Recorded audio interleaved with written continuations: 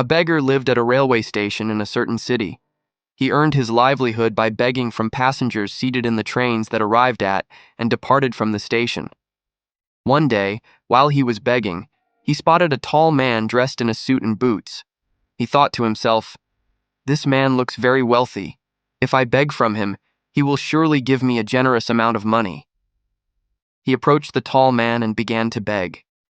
Upon seeing the beggar, the tall man asked, "Do you do nothing but beg all the time? Do you ever give anything to anyone?" The beggar replied, "Sir, I am a beggar. I am always asking things of people. I have no means or standing to be able to give anything to anyone." The tall man responded, "If you cannot give anything to anyone, then you have no right to beg either. I am a merchant, and I believe in the principle of exchange, giving and taking.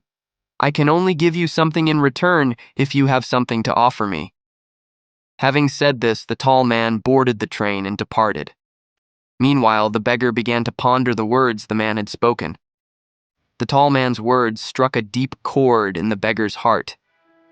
He began to think, "Perhaps the reason I do not receive much money in alms is that I am unable to offer anything in return. But I am a beggar. I possess nothing of value to give to anyone. Yet how long can I go on merely asking of people without ever giving anything back?" After much contemplation, the beggar resolved that for anyone who gave him alms, he would, in return, definitely give them something as well. However, a question now nagged at his mind. Since he was a beggar himself, what could he possibly offer others in exchange for their alms? 2 days passed as he wrestled with this thought, yet he found no answer to his question. On the third day, as he sat near the station, his gaze fell upon some flowers blooming on the plants growing in the vicinity. He thought, "Why don't I offer people some flowers in exchange for their alms?" He liked this idea very much, so he plucked a few flowers from the plants. He then went into the train to beg. From that moment on, whenever someone gave him alms, he would offer them some flowers in return. People would happily accept the flowers and keep them. From then on, the beggar would gather fresh flowers every day and distribute them to people in exchange for their alms. Within just a few days, he realized that. Now, a great many people began giving him alms. He used to gather all the flowers growing near the station. As long as he had flowers with him, many people would give him alms. But once the flowers were all distributed, he would receive no alms at all. This routine continued day after day. One day, while he was begging, he noticed that the very tall man, the one who had inspired him to offer flowers in exchange for alms, was seated on the train. He immediately approached the man and, while begging, said, "Today I have some flowers to offer you. Please give me some alms, and in return I will give you some flowers." The tall man gave him some money as alms, and the beggar handed him a few flowers. The tall man was delighted by this gesture. He exclaimed, "Wow, that is wonderful. Today you too have become a merchant, just like me." Saying this, and holding the flowers, the tall man disembarked at his station. However, the words spoken by the tall man once again struck a deep chord in the beggar's heart. He began to ponder those words over and over again, and a sense of profound happiness washed over him. His eyes began to sparkle. He felt as though he had finally grasped the key to success, the very key that could transform his entire life. He immediately stepped off the train, and filled with excitement, looked up at the sky and shouted at the top of his lungs, "I am not a beggar. I am a merchant. I, too, can become rich." When people saw him, they assumed the beggar had gone mad. From that day on, the beggar was never seen at that station again. However, 6 months later, 2 men dressed in suits and boots were traveling on that very same train. When they spotted each other, one of them extended his hand to the other and asked, "Do you recognize me?" The second man replied, "No. As far as I can recall, this is our first meeting." The first man smiled and said, "No, try to remember. This is not our first meeting, but actually our third." The second man looked puzzled and asked, "I don't recall. By the way, when did we meet the previous 2 times?"